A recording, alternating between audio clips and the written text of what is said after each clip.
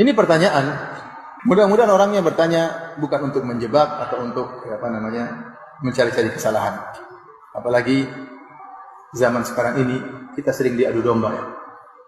Pertanyaan, ayah ibu Rasulullah di surga apa di neraka? Ini pertanyaan sering ditanyakan ya. Kalau orang mencari-cari kesalahan bisa menimbulkan adu domba. Namun saya ingin jawab karena ini bertanya tentang ilmu. Saya katakan para hadirin hadirat yang dirahmati oleh Allah Subhanahu wa taala bahwasanya kita sangat mencintai Nabi sallallahu alaihi wasallam. Dan kita sedih apa yang disedihkan oleh Nabi sallallahu alaihi wasallam dan kita gembira apa yang digembirakan oleh Rasulullah sallallahu alaihi wasallam. Rasulullah SAW sedih tatkala dia minta izin agar memohon ampun bagi ibunya. Allah tidak mengizinkan. Dan kalau Rasulullah SAW minta izin untuk menziarahi ibunya, maka diizinkan oleh Allah Subhanahu wa taala. Kemudian juga tatkala ada seorang bertanya kepada Nabi SAW, di mana ayahku? Kata Rasulullah SAW, ayahmu di neraka. Kemudian ini dalam Sahih Muslim. Ketika orang itu sedih, kata Rasulullah SAW, inna abi wa abaka finnar.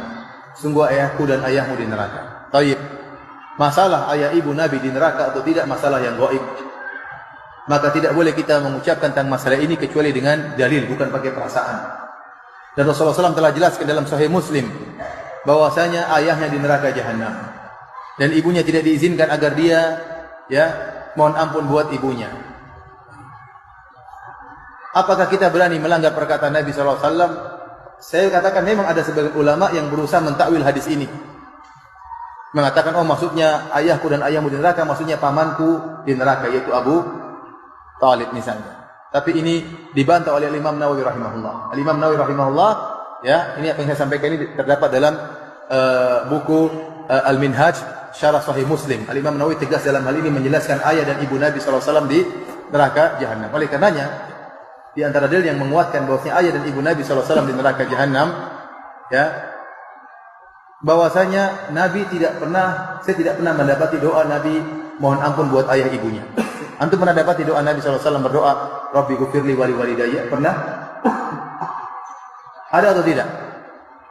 Padahal sebagai anak yang berbakti, dia harus sering mendoakan kedua orang tuanya. Tapi saya tidak pernah menemukan Nabi berdoa, Rabbi gufirli wali walidayya. Yang ada dalam Al-Quran, Allah merintahkan kita berbakti kepada orang tua. Allah berkata, wa qur rabbirhamhuma kama rabbayani shaghira. Tetapi doa Nabi sendiri, antum baca buku hadis-hadis, tidak akan antum mendapati Rasulullah SAW mengatakan, ya Allah ampunilah aku dan ampunilah kedua orang tuaku.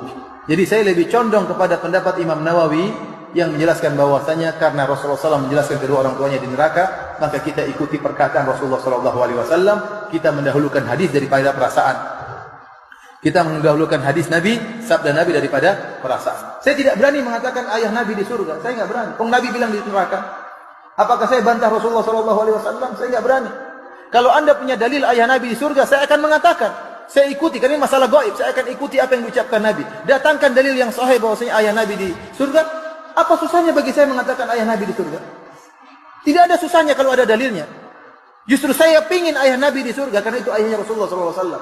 Justru saya ingin ibunya Nabi di surga, itu ibunya Nabi SAW. Nabi sedih tatkala mengunjungi kuburan ibunya sampai Nabi menangis. Wa abka man haulahu, para sahabat juga ikut nangis. Tetapi kalau tidak ada dalilnya, masa saya berani ngomong sesuatu yang tidak ada dalilnya? Baik, ada yang mengatakan ada hadis menunjukkan Rasulullah SAW menghidupkan kembali kedua orang tuanya, suruh masuk Islam, akhirnya masuk surga. Hadisnya lemah, hadisnya palsu, tidak kuat dibandingkan dengan hadis dalam Sahih Muslim. Dan wallahu alam ada hikmah di balik itu. Wallahu alam kita tidak tahu ada hikmah apa yang Allah kehendaki. Tapi pasti ada hikmahnya. Ada yang mengatakan dengan perasaannya, Ustaz, bagaimana ibu Nabi masuk neraka sementara Nabi pernah di perutnya selama 9 bulan? Saya bilang dia punya jasa. Namun demikian Allah mentakdirkan, sebagaimana Allah mentakdirkan ayah Nabi Ibrahim masuk neraka jahanam.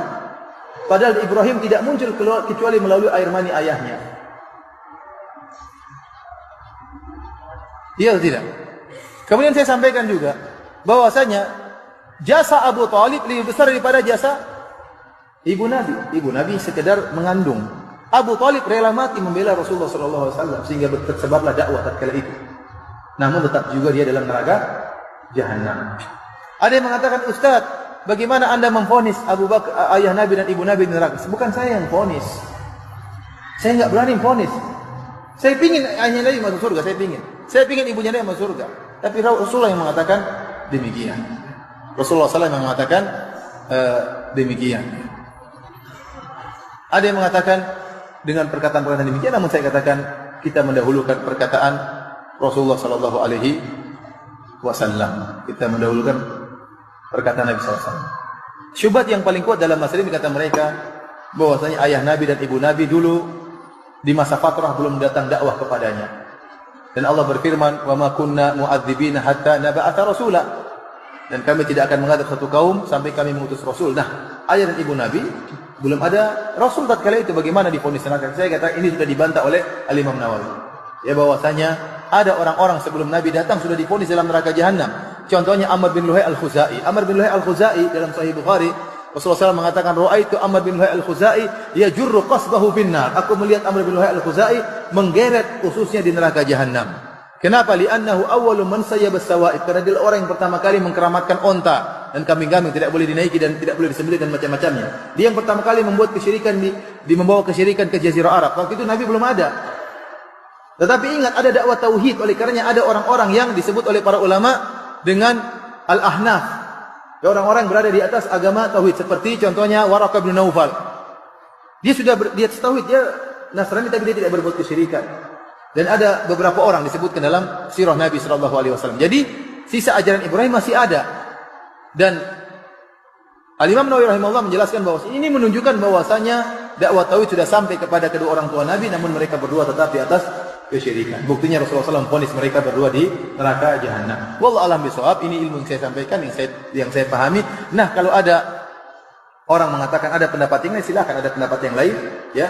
Dan saya berharap pendapat tersebut lebih bagus dari pendapat saya yang menyatakan Nabi, ayahnya dan ibunya di surga. Saya ingin ayah dan ibu Nabi di surga. Namun saya tidak bisa berbicara dengan hawa nafsu, saya harus ikut dalil. Kalau ada dalilnya saya akan ikuti. Kalau enggak, saya tetap kembali kepada sabda Nabi sallallahu alaihi wasallam. Wallahu ta'ala alam bisawab.